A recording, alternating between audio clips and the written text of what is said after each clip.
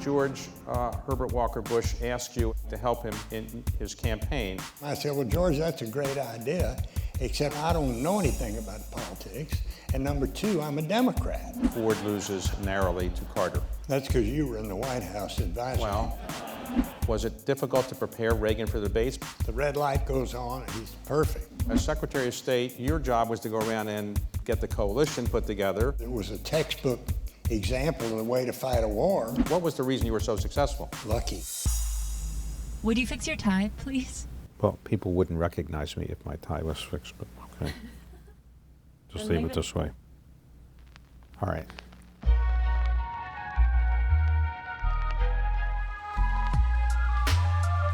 I don't consider myself a journalist, and nobody else would consider myself a journalist.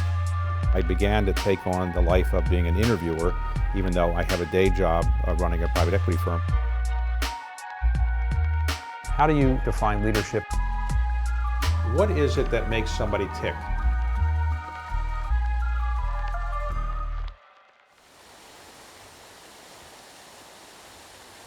You missed the days when everything you did was in the front pages and everything you were doing was making world policy, or are you quite happy with what you're doing now?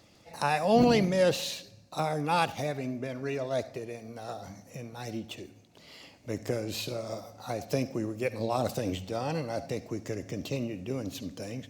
But I have to tell you, life after politics is pretty damn good. You're your own boss, you set your own schedule, you do what you want to do, and there's a lot to be said for that. Let's talk about your career and how you came to be the positions that you held. So you are a native of Houston, is that correct? Right. And your family had been here for quite some time? 1872. To be precise. That's quite some time. And when you were growing up, did you know that you wanted to be Secretary of State, Secretary of Treasury, Chief of Staff? No, I was raised by a family that didn't really participate in politics. Politics was sort of a dirty business, and really good lawyers didn't involve themselves in politics. I had a grandfather whose mantra for the young lawyers coming to work for Baker Botts, the family law firm, was work hard, study, and stay out of politics. And that's the reason I used that title for my most recent book. So I was pretty much apolitical. Were you a star athlete? Were you a student leader? What was your great interest? I was a reasonably decent athlete. I would not say I was a student leader. As a matter of fact, I almost flunked out of Princeton University my freshman year because I'd gone to a prep school in Pennsylvania, the Hill School, which was very strict. We couldn't have dates, I couldn't have girls there and so forth. And so when I got to Princeton and got all that freedom and I could go to New York, I didn't spend much time studying. Right. After you graduated from Princeton, you went to the Marines. Yeah, and that was a very maturing experience for me, and I love the Marine Corps, and I love it to this day. As you know, there's no such thing as a former Marine. I know. When you're a Marine, you're a Marine. My father was in the Marines, I understand. I know that. After you finished your Marines, you came to University of Texas Law School. You did Yep. quite well. Yep. So you're ready to join Baker and Botts, and what happened? They had a nepotism rule, but I was hopeful. One day my dad came home from work and he said, son, tomorrow the firm's going to give some consideration to waiving the nepotism rule for you because you've got the grades, you're on the law review, so forth and so on, and you're the fourth James A. Baker in a row that would practice there. And he came home the next night and he said, well, the firm decided not to waive the nepotism rule. And I was very down about that.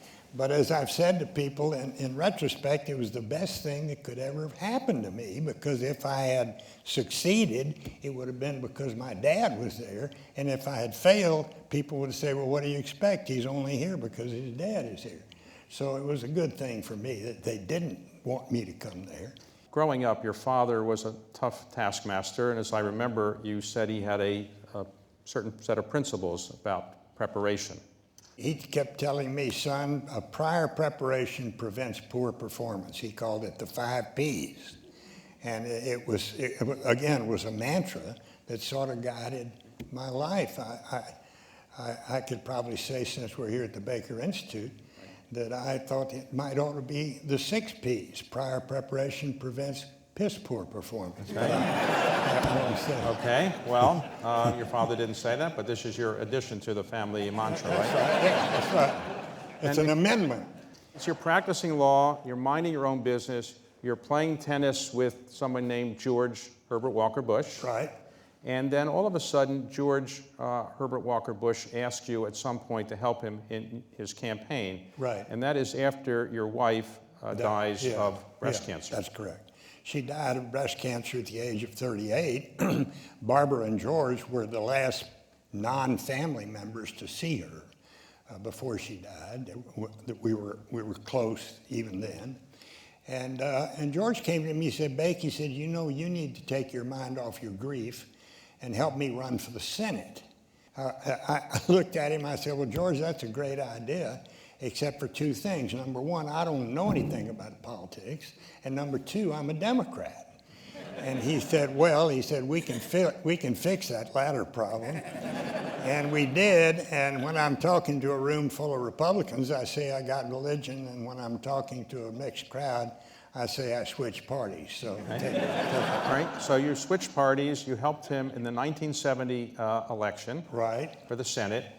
I'd been a little bit bitten by the political bug then, not totally or completely, but, and they asked me to be state finance chairman of the Republican Party of Texas, and I did that. You were offered a position to come to Washington when President Ford was president. For Jerry Ford, that's right. And you were offered the position of being Deputy Secretary of Commerce. And how did you quickly become somebody who is in charge of finding delegates for President Ford in his race in 1976 against Ronald Reagan? First of all, the job of Deputy Secretary of Commerce, they usually try and find a business lawyer type, and that's what I had been. George Bush, I know, put in a big, good word for me. But the second tragedy struck after I'd been at Commerce for about 6 months, the second tragedy that changed my life, and that was that Jerry Ford's delegate hunter in his campaign for the nomination against Ronald Reagan was killed in an automobile accident. And they needed a new delegate hunter. I didn't know anything about delegate hunting, but I found out about it. So to remind people, in 1976, Gerald Ford was president, but he'd never been elected. He was going to run for election, yeah. And his main opponent was Ronald Reagan. Right. And it came down to a very, very tight convention, and your job was to get the delegates for President Ford. And yes. How did it go? Well, that was the last truly contested national convention of either major political party in this country. And it went right down to the last ballot. It was very tight. We were chasing a very small pool of uncommitted delegates. Reagan was very strong. He almost knocked off an incumbent president, but we were able to prevail. We used, I will say, the full resources of the White House to get there. I used to tell people I've been to more state dinners than anybody in the world because as a delegate hunter for President Ford, I used to bring uncommitted delegates to state dinners. And then I became Secretary of State and had to go to every state dinner, which I didn't. The election Carter is way ahead, and then it catches up. Toward the end, Ford comes back. They have debates, but ultimately, Ford loses narrowly to Carter. That's because you were in the White House advising. Well, no, that was later when he lost. But you have now managed a campaign that lost for president. What did you decide to do? You decided to go back to Texas? Yes. And I tell people every time we lose an election, I come back here. Okay. A lot of people stay up there. I don't do that. So you decided to run for Attorney General. Well, I'd been bitten by the political bug because that convention was really close. It was very exciting. And by the way, we only lost that election to you guys by 10,000 votes out of 81 million votes that had been cast. You turn 10,000 votes around in Iowa and Hawaii, Ford would have been president, Carter would never have been president. I was bitten by the bug. And so, but I'd practiced law for 18 years, and I was coming back here and I said to myself, well, maybe you ought to try your hand at this political game. And while you were campaigning, you point out that somebody came up to you and said, you look like Jim Baker. Well, I've gotten a lot of press time as Ford's national chairman, a lot of TV time. And people used to recognize me. They couldn't really come up with a name. This guy one time did that. He said, "You look, anybody ever tell you you look like Jim Baker?" And I said, "Yes, often." And I thought, boy, this is a big deal. And the guy said, "Doesn't it piss you off?" That's when I realized, David, I wasn't going to win that race. Reagan wins the election, and what do you think you're going to be offered, if anything? My name had been surfaced as a potential White House chief of staff. I said, that's not possible. You don't go to somebody who's run 2 campaigns against you and make him your White House chief of staff. And guess what? I don't think it'll ever happen again in American politics.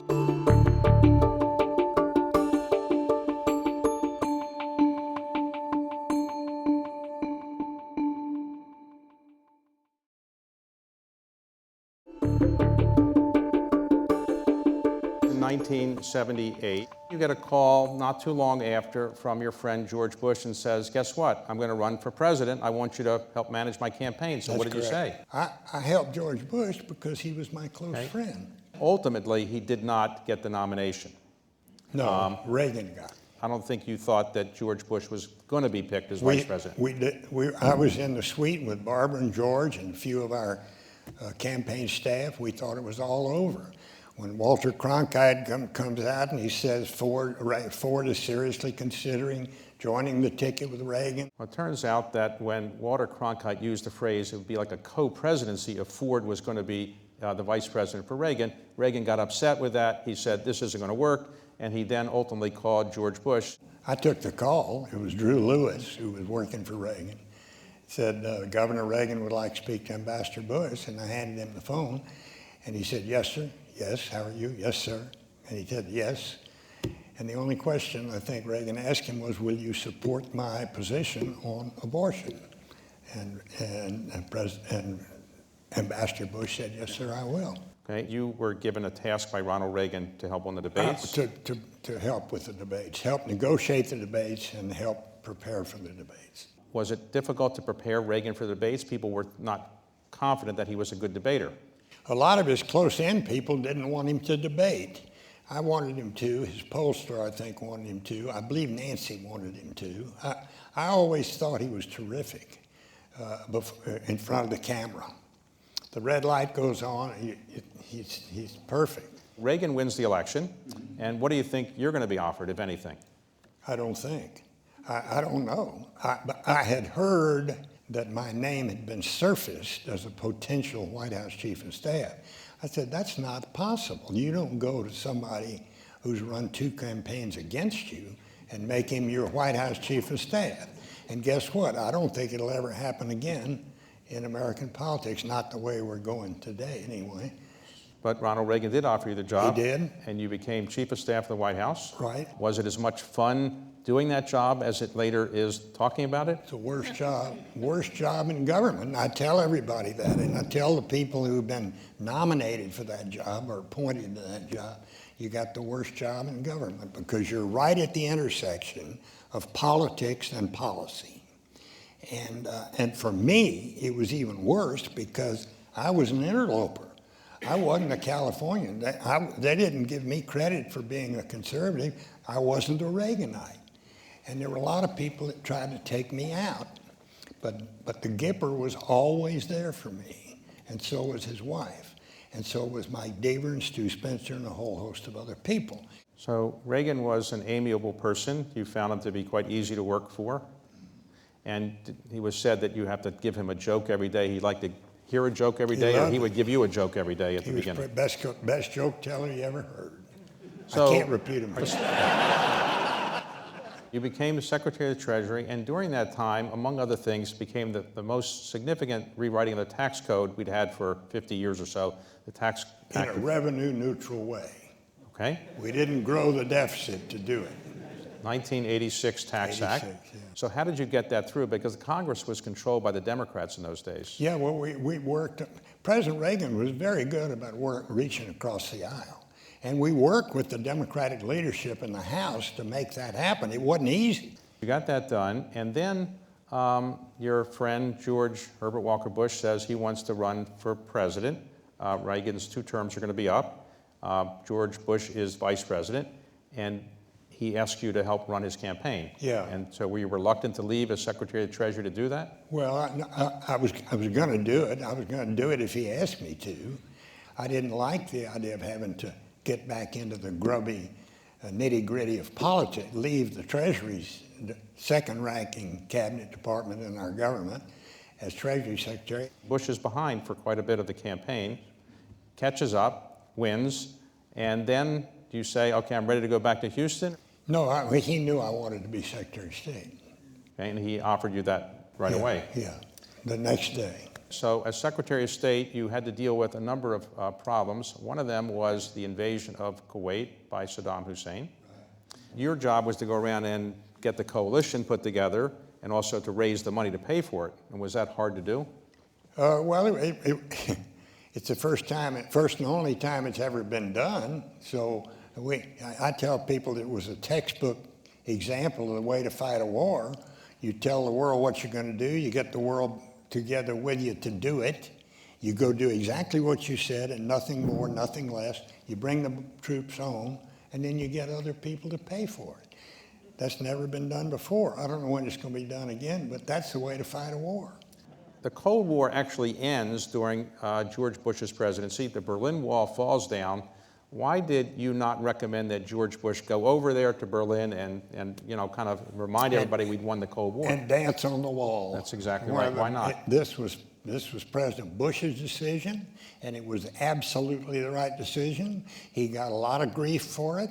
If he had gloated and been triumphal, we would never have been able to conclude what we were able to subsequently conclude with Gorbachev and Shevardnadze, the 2 leaders of the Soviet Union, who, by the way, made the decision not to use force to keep the empire together, and whom history will treat very, very well, in my opinion. What do you think was the reason you were so successful? Was it that you were trained as a lawyer, that you are harder working than everybody else, smarter than everybody else, more clever, better surrounded by better people? What was the reason you were so successful? Lucky. Well, a little bit more than that, probably. Well, I had wonderful parents who instilled a solid work ethic in me. I think, and by the way, I never wing it. I've always followed the prior preparation prevents poor performance mantra. I think those things made a difference. But I was brought up to believe that if you start something, you finish it, or you do everything you can to finish it, that sort of thing. But I was there at a wonderful time, and here's what I really think was the best thing for me. I had tremendous associates and assistants. They really performed beautifully, and I was the beneficiary of a lot of that. Our relations with Europe seem to be under some duress. America's strength is founded in large part on its alliances. I mean, we have alliances around the world that permit us to leverage our strength. They take care in feeding, and we need to do a better job of caring for them and feeding them.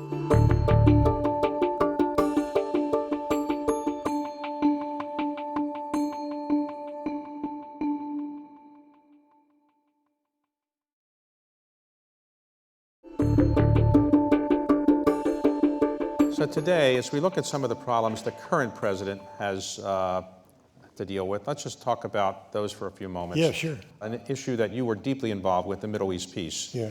What do you think is likely to happen? I'm very pessimistic. I mean, I think the stars are misaligned badly. I don't see any chance of anything in the near term, frankly, and it's very sad. It's sad for the people in the region. It's sad for the Palestinians. It's sad for Israel, because she should not have to be a nation perpetually at war. There needs to be peace. I used to think it would happen in my lifetime. I'm not so sure now. What about Korea? I don't know. We've done this starting in 1994 in the Clinton administration, where we changed the policy of resolve and determination to one of conciliation and tried to buy North Korea off with aid and assistance, and we're never able to get them to give up their nuclear program. I don't see them giving it up. I really don't. And I hope we don't go over there and just take their promise that they're going to give it up. What about China? It's the biggest geopolitical, in my view, challenge facing American policymakers today is how we react to the emergence of China as the new global superpower. She's already an economic superpower, but I mean as political and security superpower. Now, our relations with Europe seem to be under some duress. Well, I think it's very important for us to understand and recognize that America's strength is founded in large part on its alliances. I mean, we have alliances around the world that permit us to leverage our strength, our economic strength, our military strength, our diplomatic strength. Those alliances are extremely important. They take care in feeding, and we need to do a better job of caring for them and feeding them. On the Iranian agreement, would you have done the deal that was done under President Obama, or would you have pulled out as President Trump? I don't think we should have gotten into that negotiation to begin with. I think it was a mistake because the sanctions were beginning to bite Iran. And I think if we were going to get into a negotiation with Iran, we should have not done it just on nuclear. We should have done it on nuclear and their support of terror in the region and gotten some promise on that. In your time as Secretary of State, who was the one or two most impressive people you met outside the United States as foreign leaders? I dealt with some outstanding leaders.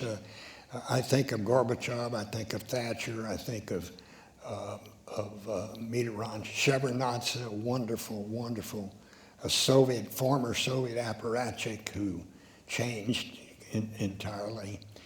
Now, you met Gorbachev many times. Many times. And you were impressed with his intellect and his abilities? Yes. He seemed to have done an incredible job of actually changing the course of the world, maybe unintentionally to some extent. It was unintentional. Much of it was unintentional. Does President Trump call you for advice very often? No. So for people who are watching who would say, what are the words of advice for the Congress or the administration from the great former Secretary of State, Secretary of Treasury, Chief of Staff, Jim Baker? Well, yeah, I think that we absolutely have to understand that one of the biggest threats facing our country and facing our democracy is the political dysfunction we have today in this country. When I was there 25 years ago with Reagan and with Bush and with Ford, we reached across the aisle and we got things done. It happened with Carter. It happened with Clinton. That doesn't happen anymore, and that's truly tragic. So your pleasures are still hunting and fishing and... Yeah, and I like playing golf. I still go to the office. I'm still a senior partner at Baker Bonds. We have a mandatory retirement policy at age 65, but there's an exemption for if bakers. You have been Chief of Staff of the White House, Secretary of the Treasury, and Secretary of State. Well, they should have that exemption. So let me just say, after you left as your term in government, I had the privilege of working with you for about 15 years in business and other things, and it was one of the great pleasures of my life, getting to see you up close, somebody I'd read about, and thank you for your friendship and your great leadership for our country. Thank you for yours, Dave.